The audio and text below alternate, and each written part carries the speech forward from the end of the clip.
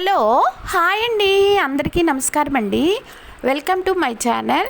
నేను ఇప్పుడు మీ మనస్సుకు నచ్చే తస్మాత్ జాగ్రత్త అనే హాస్య కథను చదివి వినిపించబోతున్నానండి. ఈ కథను రచించిన వారు నాగేశ్వరరావు గారు.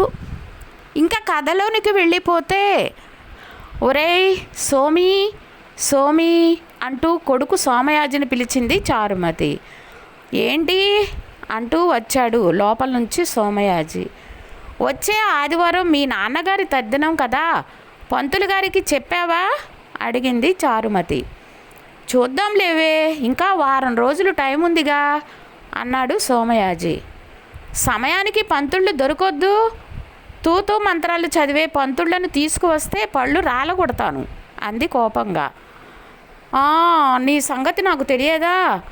అందుకే కాశీపతి అని మన అమలాపురం సుబ్బరాయ శాస్త్రి గారి అల్లుడు ఇక్కడే ఉంటున్నాడట. నిన్ననే ఫోన్ చేశాను, రేపు వస్తానన్నాడు, అప్పుడు మాట్లాడొచ్చులే అంటూ లోపలికి వెళ్ళిపోయాడు సోమయాజి.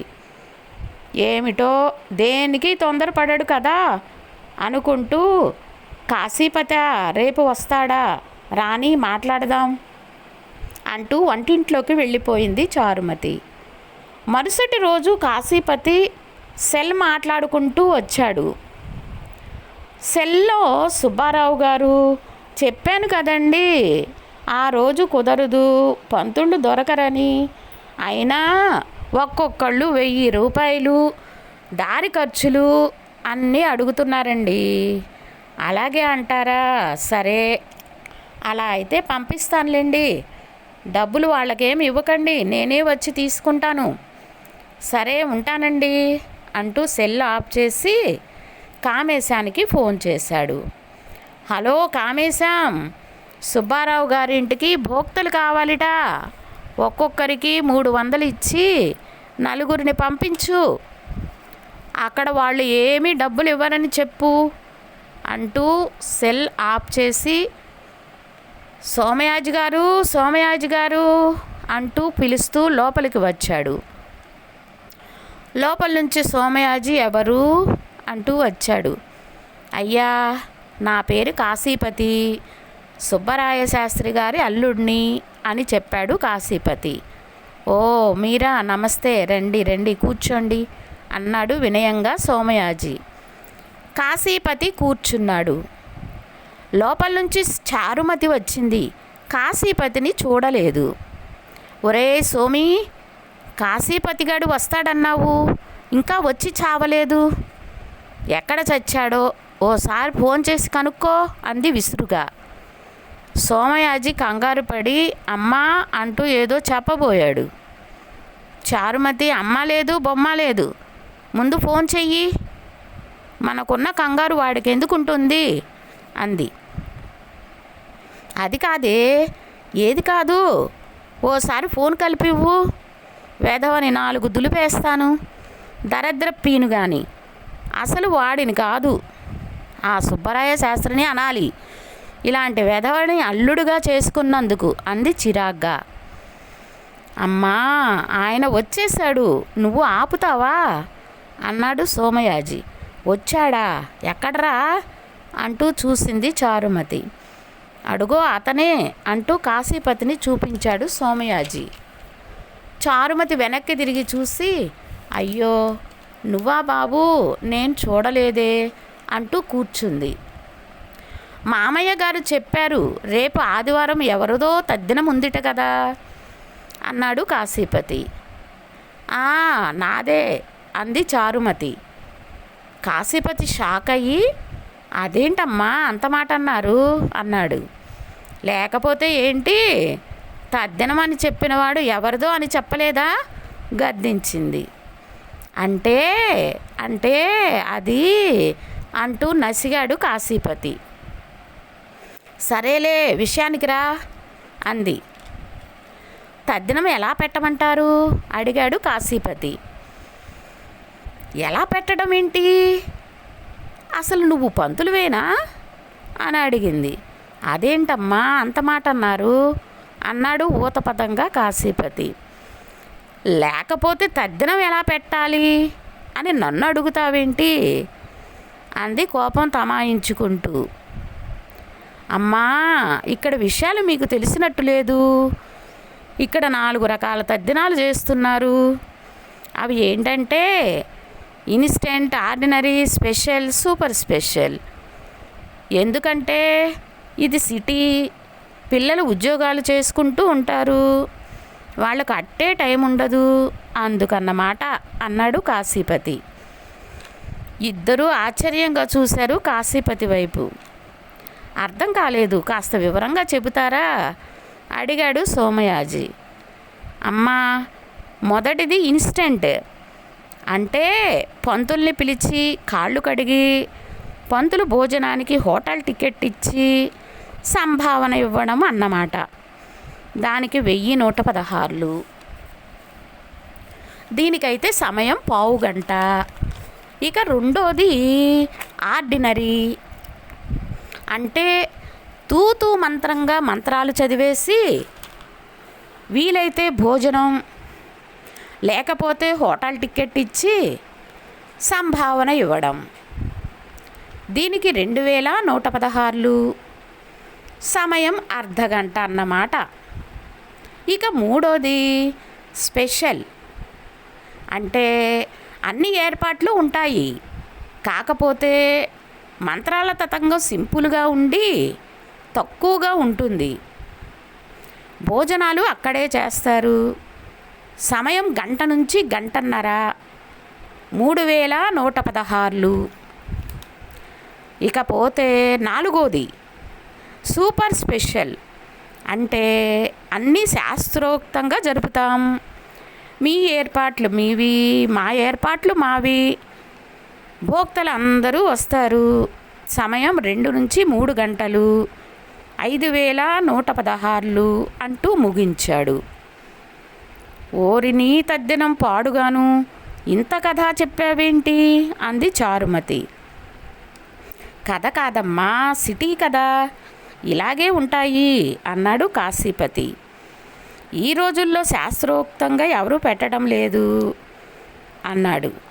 నోరు ముయ్యి, అసలు తద్దినాల్లో ఇన్ని రకాలు కనిపెట్టిన వాడి తద్దినం పెట్టాలి. మీరు సవ్యంగా చెబితే వాళ్ళు సవ్యంగా చేస్తారు అంది చారుమతి. నా బొంద చేస్తారు, వీళ్ళల్లో ఓర్పు ఎక్కడుందమ్మా. మొన్న ఓ ఇంట్లో సత్యనారాయణ స్వామి వ్రతానికి పిలిచారు. వ్రతం మొదలుపెట్టిన దగ్గర నుంచి ఇంకా ఎంతసేపు అంటూ ప్రాణాలు తోడేశారంటే నమ్మండి.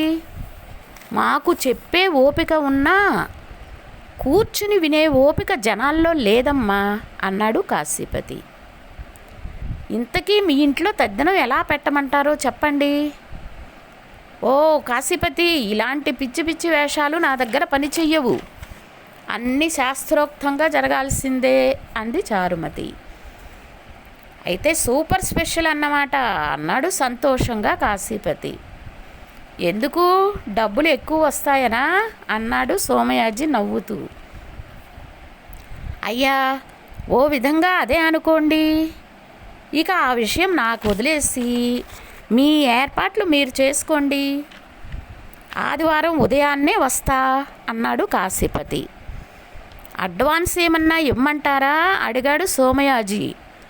అయ్యో వద్దండి, అడ్వాన్స్ తీసుకుంటే మా మామగారు ఊరుకోరు, వస్తా అంటూ వెళ్ళిపోయాడు. ఆదివారం కాశీపతి తద్దినం శాస్త్రోక్తంగా పెట్టాడు. కానీ ఒక తంతు మాత్రం మిగిలిపోయింది. అయ్యా, తద్దినంలో ముఖ్యమైనది పిండం కాకులకి పెట్టడం.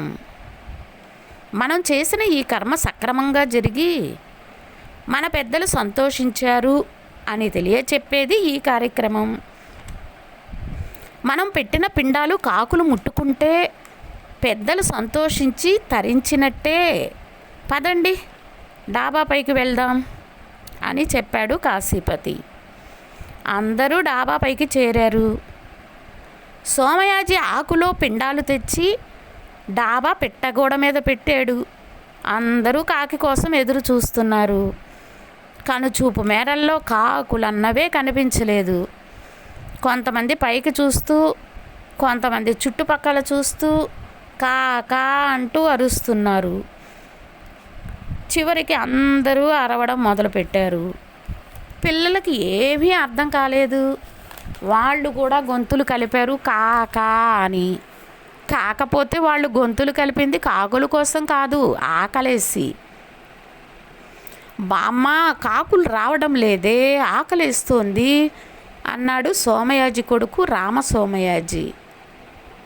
కాకులు పిండం ముట్టుకునేదాకా ఎవరు మెతుకు ముట్టడానికి వీల్లేదు, కరాఖండిగా చెప్పింది చారుమతి. సమయం 2 గంటలు దాటడంతో అందరూ ఆకలితో నకనకలాడుతున్నారు. కాశీపతి గారు, కాకులు కాదు కదా, కాకి ఈక కూడా కనపడడం లేదు, ఏం చేద్దాం అన్నాడు సోమయాజి. మీరేం కంగారు పడకండి, ఓ పావు గంటలో కాకి వస్తుంది అన్నాడు కాశీపతి.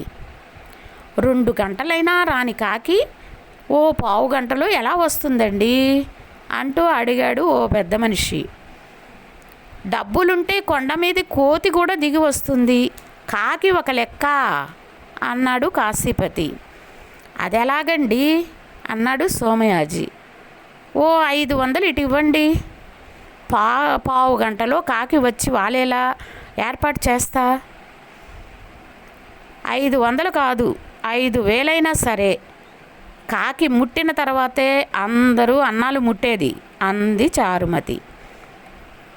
విన్నారుగా, మీ అమ్మగారికి 5000 పర్వాలేదట కాశీపతి ఆనందంగా అన్నాడు.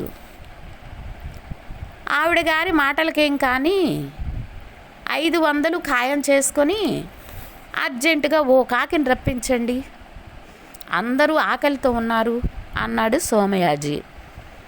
కాశీపతి సెల్ ఫోన్లో ఓ నెంబర్ డయల్ చేసి, హలో కాకి కామేశం, నేను కాశీపతిని, అర్జెంటుగా ఓ కాకి అంటూ ఆగి సోమయాజితో, ఒక కాకి కావాలా 2 కాకులా అని అడిగాడు. సోమయాజికి అర్థం కాలేదు. అంటే అన్నాడు. ఒక కాకైతే 500, 2 కాకులైతే 750, రాను పోను ఖర్చులు ఇవ్వాలట అన్నాడు కాశీపతి. ఒకటి చాలండి అన్నాడు సోమయాజి. ఒకటి చాలుట, వెంటనే 10 నిమిషాల్లో కాకితో సహా ఇక్కడ వాలాలి అంటూ ఫోన్ పెట్టేసి, అయ్యా ఇంకో పావు గంటలో కాకి వస్తుంది, పిండాన్ని ముట్టుకుంటుంది, అమ్మా ఈలోగా ఆకులు వేయమని చెప్పండి అన్నాడు కాశీపతి చారుమతితో. ఎన్నిసార్లు చెప్పాలా అబ్బి, కాకి ముట్టిన తర్వాతే ఆకులైనా వడ్డనైనా విసుక్కుంది చారుమతి. కోప్పడకండమ్మా, 10 నిమిషాల్లో కాకి వచ్చి ముట్టుకుంటుంది, నాది గ్యారంటీ. కాకపోతే సోమయాజి గారు కాకి విషయంలో నా కమిషను 50 రూపాయలు ఇవ్వాలండోయ్, మీరు కాదనకూడదు అన్నాడు కాశీపతి. అలాగేలేండి అన్నాడు సోమయాజి. అందరూ అరవడం మానేసి రోడ్డు వంక చూస్తున్నారు కాకి కోసం. ఇంతలో ఓ ఆటో వచ్చి ఆగింది. అందులో నుంచి ముసుగు వేసిన వస్తువుతో దిగాడు నల్లగా ఉన్న కామేశం. అందరూ కామేశం చేతిలో ఉన్నదాన్ని చూస్తున్నారు. చారుమతి కామేశాన్ని చూసి, కాకి వస్తుంది అనుకుంటే కాకి లాంటి వీడు వచ్చాడేమిటి అనుకుంది. అమ్మా కామేశం వచ్చాడంటే కాకి వచ్చిందన్నమాటే అన్నాడు కాశీపతి. ఏంటి ఆలస్యం అంటూ కామేశం చేతిలో ఉన్న పంజరం తలుపు తీశాడు. సోమయాజి గారు, ఆ పిండాన్ని తీసి పంజరంలో పెట్టండి అన్నాడు కాశీపతి. సోమయాజి పిండాన్ని పంజరంలో పెట్టాడు. కామేశం తలుపు మూసి లోపల ఉన్న అరని పైకి లాగాడు. అందరూ చూస్తున్నారు. కాకి పిండాన్ని ముట్టుకోవటం లేదు. అందరూ ఆశ్చర్యపోయారు. బామ్మ ఏమిటే కాకి ముట్టుకోవటం లేదు అడిగాడు రామసోమయాజి. మీ తాతయ్యకి కోపం వచ్చిందేమోరా అంది బామ్మ. ఏంటి కాశీపతి గారు కాకి ముట్టుకోవటం లేదు అడిగాడు సోమయాజి. మీ అమ్మగారు అన్నట్లు మీ నాన్నగారికి కోపం వచ్చిందేమోనండి నాన్న, ఏంటిది? నీకోసం 500 పెట్టి పిలిపించాను, ఇంకా ఏంటి అని కాకితో అన్నాడు సోమయాజీ. కాకి కామేశం వంక చూసింది. ఎవరూ గమనించకుండా కామేశం తల అడ్డంగా ఊపాడు. కాకి పిండం ముట్టుకోలేదు. అయ్యా, మీ నాన్నగారికి తీరని కోరికలేమైనా ఉన్నాయేమో, ఒక్కసారి గుర్తు తెచ్చుకోండి అన్నాడు కామేశం. నాకు తెలిసి మా నాన్నకి ఏ కోరికలు లేవే. ఓ, సినిమా నటి సావిత్రి అంటే చాలా ఇష్టం. కర్మకాలి మీ అమ్మని చేసుకున్నాను కానీ, లేకపోతే సినిమా నటి సావిత్రిని పెళ్లి చేసుకునేవాడిని అని అంటూ ఉండేవాడు. ఒక లవ్ లెటర్ కూడా రాశాను అంటూ ఉండేవాడు. ఆ మాటను ఎప్పుడూ నాతో అనలేదే అంది చారుమతి కోపంగా. బాగుందమ్మా, ఆయన లవ్ స్టోరీ మీకెందుకు చెప్తారు? చెబితే మాత్రం మీరు ఊరుకుంటారా ఏంటి? అందుకనే పాపం అబ్బాయికి చెప్పి ఉంటారు. ఏమంటారు సోమయాజులు గారు అన్నాడు కాశీపతి. నాన్న, నువ్వు పోయావు, సావిత్రి కూడా పోయింది. నీ కోరిక తీరేది కాదు, తిను నాన్న అంటూ కాకిని బతిమిలాడాడు సోమయాజీ. అది కాదు, ఇంకో కోరిక ఏమైనా ఉందేమో ఆలోచించండి అన్నాడు కామేశం. నాకు తెలిసి ఇంకేమీ లేవే నాన్న. నీ కోరికలు ఏమైనా ఉంటే నాకు కానీ అమ్మకు కానీ కలలో కనిపించి చెప్పు, తీర్చేస్తాము అన్నాడు సోమయాజీ కాకితో. ఈ ఏర్పాట్లేదో బాగానే ఉందే, కానీ దోష పరిహారణార్థం దక్షిణ పెట్టండి అన్నాడు కామేశం. నాన్న, దోష నివారణార్థం కామేశం గారికి 1000 రూపాయలు ఇస్తా, పిండం తిను నాన్న అన్నాడు సోమయాజీ కాకితో. కాకి మరలా కామేశం వంక చూసింది. కామేశం తల అడ్డంగా ఊపాడు. కాకి మాత్రం పిండం ముట్టుకోలేదు. అయ్యా, లాభం లేదు అన్నాడు కామేశం. పోనీ 1500 ఇస్తా, ఇక తిను నాన్న అన్నాడు సోమయాజీ. కాకి మరలా కామేశం వంక చూసింది. కామేశం తల నిలువుగా ఊపాడు. ఇక ఆకలి మీద ఉన్న కాకి ఆబగా పిండాన్ని ఆరగించింది. అందరూ ఆనందపడ్డారు. బామ్మ, తాతయ్య కోపం పోయిందే అన్నాడు రామసోమయాజీ సంతోషంగా. అవునరా కన్నా, ఇక ఆలస్యం ఎందుకు, పదండి వడ్డిద్దాం అంటూ అందరూ లోపలికి వెళ్ళారు. పంతుళ్ళ భోజనాలు అయ్యాయి. మిగిలిన అందరూ లోపలికి వెళ్ళారు. అందరూ తింటున్నారు. సోమయాజీ పంతులు గారికి తాంబూలం ఇచ్చి కాళ్ళకి దండం పెట్టాడు. తర్వాత కామేశానికి కాకి తాలూకు 500, దోష పరిహారానికి ఇస్తానన్న 1500 ఇచ్చాడు. మహాప్రసాదం అంటూ తీసుకొని కాకిని పంజరంలో సర్దుకున్నాడు కామేశం. అబ్బీ, కాకి కామేశం అంటే మీ ఇంటి పేరా ఏంటి? మీ ఇంటి పేరు కాకివారా అని అడిగింది చారుమతి. కాదమ్మా, ఈ హైదరాబాద్ డెవలప్మెంట్ వల్ల నాకు ఆ పేరు వచ్చింది అన్నాడు కామేశం. అంటే అడిగాడు సోమయాజీ. అమ్మా, ఈ హైదరాబాదు నగరంలో చెట్లు నరికి కాకులకి పక్షులకి చోటు లేకుండా కనిపించిన ఖాళీ స్థలాల్లో అంతా ఇళ్ళు కట్టేశారు. దాంతో పాపం కాకులు ఉండడానికి చోటు లేక పల్లెలకు పారిపోయాయి. అందుకే తద్దినాలలో సిటీలో కాకులకి కరువు వచ్చింది. కూటి కోసం కోటి విద్యలని మా అన్నయ్యకి ఓ ఐడియా వచ్చి ఖాళీగా ఉన్న నాకు ఓ పంజరం 4 కాకులు ఇచ్చాడు. దాంతో నా పేరు కాసుల కామేశం కాస్త కాకి కామేశంగా మారిపోయింది అన్నాడు కామేశం. అవునమ్మా, హైదరాబాద్లోనే కాదు, అన్ని పట్టణాల్లోనూ ఇదే తంతు. అవునరా అబ్బి, బాగా చెప్పావు. చెట్లు లేకపోతే పక్షులు ఎలా ఉంటాయి, ఎక్కడ ఉంటాయి? వంటింట్లో తినడం, వాష్ బేసిన్లో చేతులు కడుక్కోవడం. దాంతో ఎంగిలి మెతుకులు డ్రైనేజీ గొట్టాలలోకి పోయి కాకులకు ఆ మెతుకులు కూడా కరువైపోయాయి. ఏముందని పక్షులు పట్టణాల్లో ఉంటాయి. మొక్కలు లేకపోతే మనిషికే కాదు, ఏ ప్రాణికి మనుగడే లేదు. అందుకే మనం మొక్కలు నాటుదాం, చెట్లని పెంచుదాం, పర్యావరణాన్ని పక్షులని కాపాడుకుందాం అంది చారుమతి. మీరు చెప్పింది 100కి 100 పాళ్ళు కరెక్ట్ అమ్మా అన్నాడు కాశీపతి. నీ బొంద. చూడు కాశీపతి, ఇలా కాకిని పంజరంలో పెట్టుకుని తద్దినాలు పెట్టించటం కాదు. నువ్వు తద్దినం పెట్టించిన ప్రతి చోట 4 మొక్కలు నాటించు.